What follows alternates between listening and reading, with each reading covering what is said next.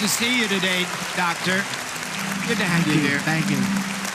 Wow. And we enjoyed our first day with you, and I'm Yes. so excited about today. Yeah. We have so much to talk about. We do. And, you know, Christmas is coming up, It and New is. Year's is coming up. Yes. And we are trying to save our stations, and we want to thank all of you for helping, Yes. especially those that are Thank sending the SOS offering. They're just sending an offering in, calling and saying, this is SOS, save Yes. our stations. Yes. And I really appreciate that. And some of the amazing gift items, the new generators are in, both of them. Wow. We have the 2017 models, and the small one that's sitting right here, the 440-watt generator. If you order that this week during our special sale times, you receive $600 worth of biblical Christmas gifts, Right. Bibles and books, The and bonuses, beautiful yes. items, and that comes with the generator. That's So right. the generator is $600 Yes. right now, and so that's a pretty good deal, and that's a reduction from That's what right. it was supposed to be. So go to our website, to jimbakkershow.com, and you can order things there and go shopping, because Yes. some of the sale stuff is on that website That's right right. now. So just go That's to our right. website, jimbakkershow.com. Well, we're so glad to have you back, Dr. Yes, Baxter. we Thank you so are. much. Very nice to be with you. Tell us where you can find your shows. We're on TBN. We're on Daystar. We're on a lot of other places that I don't have off the top of my head. Brian could tell you. Yeah, it's a- Also, it's so simple. Go to endtime, endtime.com, Yeah. and you can hear us there every single day. If you can't listen live, which is Central Time, 3 to 4 in the afternoon. And by the way, that's an open line program where you can call in and ask questions as well. Wow, that's as great. we do the teaching. But in addition to that, if you can't listen at the live time from 3 to 4 within a half an hour of the time we're done, it's available on archive. So you can record it on your phone. You can listen to it on your commute back and forth to work. Some people like to listen to it before they go to bed at night. I mean, I tell them all about the Battle of Armageddon, blood flowing to horse bridles, and then they go to sleep and sleep like a baby. So, anyway. So they just go to endtime.com, right? Yes, and everything's there. Everything's there. And to call all the us, information's and there. to call us, the number's 800 end time. So if you can remember one word, ENDTIME, you got us. 800 end time, endtime.com. I can even remember that as a menopausal woman, and that is a good thing. Yes.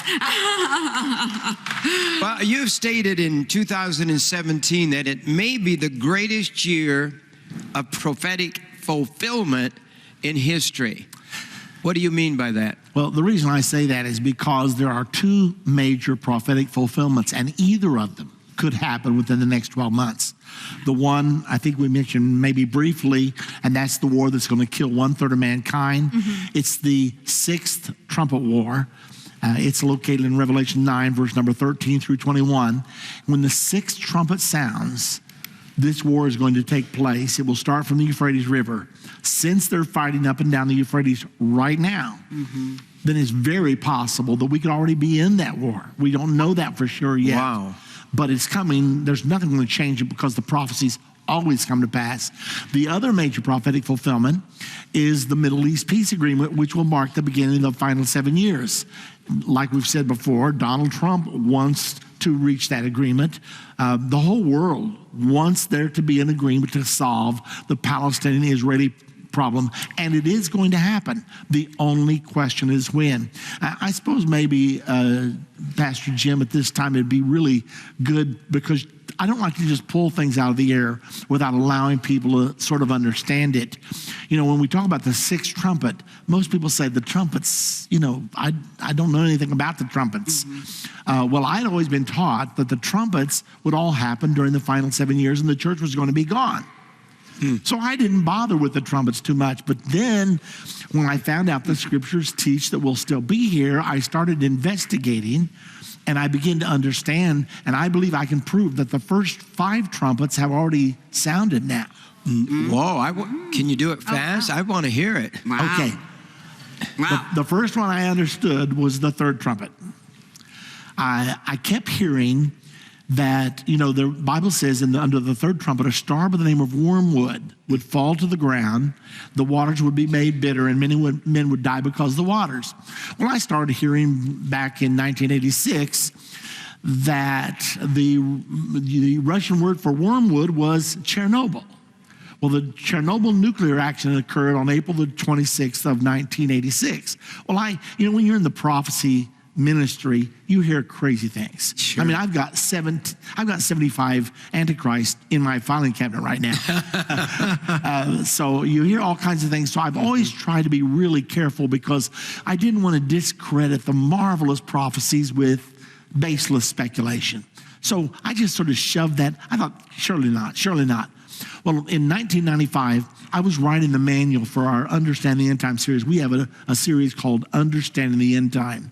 It's 14 DVDs, and it really gives a person what they really need to know to get a good grasp of the prophecies of the Bible. So I was writing a manual for this series in 1995, and sometimes writing flows, and sometimes you get writer's block.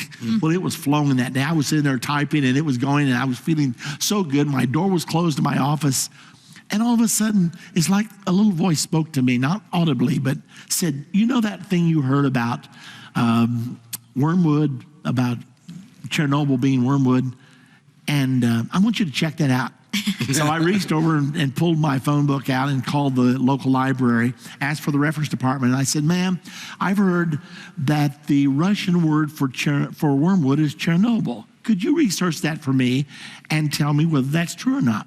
She says, it is true. For you see, the Russians used wormwood for medicinal purposes, and it turned their tongues black, and the Russian word for black is Chernin, and they began to call wormwood Chernobyl. And she rattled off the top of her head the awfulest bunch of information. Oh, why? And I said, ma'am, I'm going to be wanting to write an article about this. Could you give me documentation? She said, I'll call you back.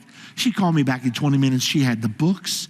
She had the page numbers. She had a Russian dictionary.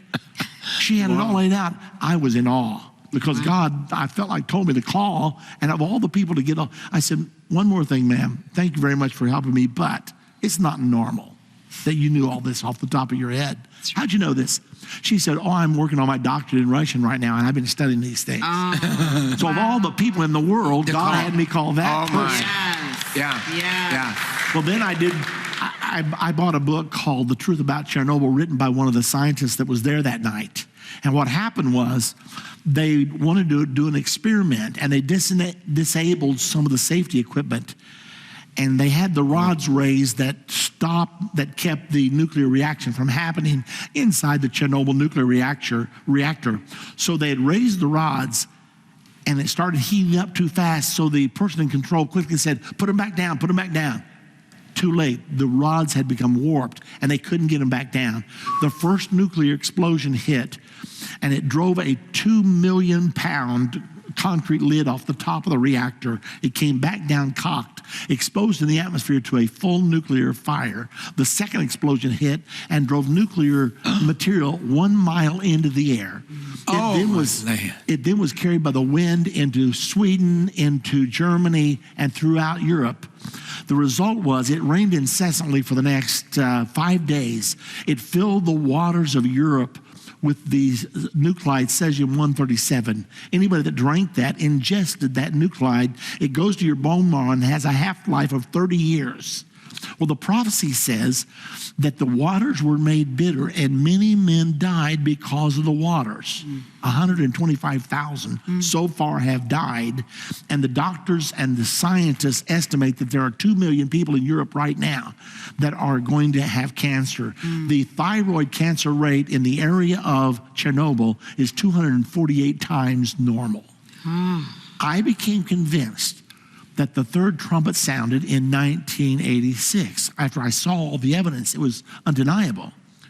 Well, then I thought, but what about the first trumpet and the second trumpet? Well, I read those two, and the second trumpet, it says that there would be a great star that would fall into the earth. Let me see if I can quote this from memory. It says that there's a great war, and that 1/3 of the ships that were in the sea were destroyed, and that there was a great mountain burning with fire that was cast into the sea. I thought, that's never happened. So I thought, well, maybe I'm wrong. So I sort of put it on the shelf for a few months. But then one day I got to thinking about World War II, the greatest war the world's ever known. 52 million dead. Yeah. And so I said to my research assistant, Kathy, I said, Kathy, go to the library and find out how many ships participated in World War II and how many of them were sunk. She walked back in 3 or 4 days later and she laid a piece of paper on my desk and I looked at it and it said 105,127 ships participated in World War II and 36,000 of them were sunk. Well, that's just right at 1/3. 1/3 of the ships were destroyed. I said, Kathy, I didn't ask you to cook the books. I want to know the truth. Because, you know, sometimes when people work for you, they want to please you. Yeah. And so she said, oh, no, honest, the librarian helped me. That is the fact. Well, now I'm really wowed. And then I thought, well, what's this mountain burning with fire cast in the sea? Well, World War II, the first atomic bomb cast on Hiroshima. And have you ever seen a mushroom cloud? It's like a great mountain burning with fire. I have pictures of it. Yeah. And I then realized that World War II was the second trumpet. Well, then that makes World War I the first trumpet. Well, then under the fifth trumpet, the Bible says that the bottomless pit was open and smoke came out of the pit and the sun and the sky were darkened by reason of the smoke. In 1991, when Herbert Walker Bush forced Saddam Hussein to withdraw from Kuwait, in vengeance, he set 700 of the world's richest oil wells on fire. I have pictures. The sky was dark. The sun was not seen for over 3 months in Kuwait. It looked like it was midnight at noonday. And then it said that locusts came out of the smoke with breastplates of iron, faces of men. Their stings were in their tails. I thought, what's that? It sounds like a guy trying to describe an airplane that's never seen one. John the Revelator. Right. I saw locusts of iron, breastplates of iron, faces of men.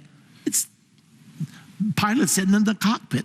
And then it says, and this is the clincher to me, verse 11 of chapter number 9 of Revelation says, and they had a king over them called the Destroyer.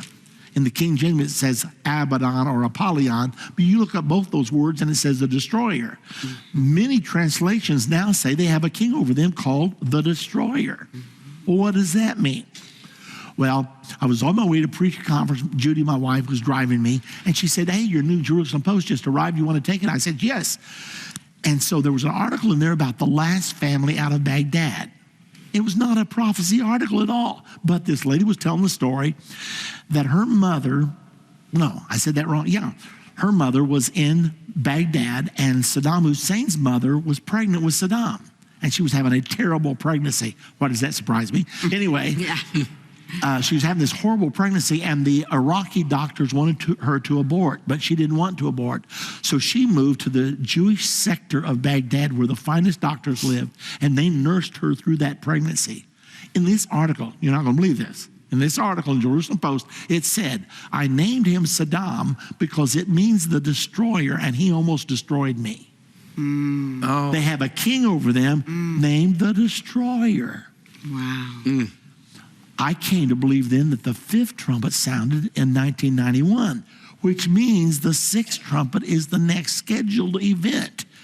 The war that's going to kill 1/3 of mankind, and it's going to happen from the Euphrates River, and ISIS has captured 40% of the Euphrates in the last 2 years. That's the reason I'm telling you, it looks like to me that's the next major event that could happen in 2017. How serious is the threat of the one world government? Do you think it's something imminent? It is more than imminent, Jim. Let me tell you what happened.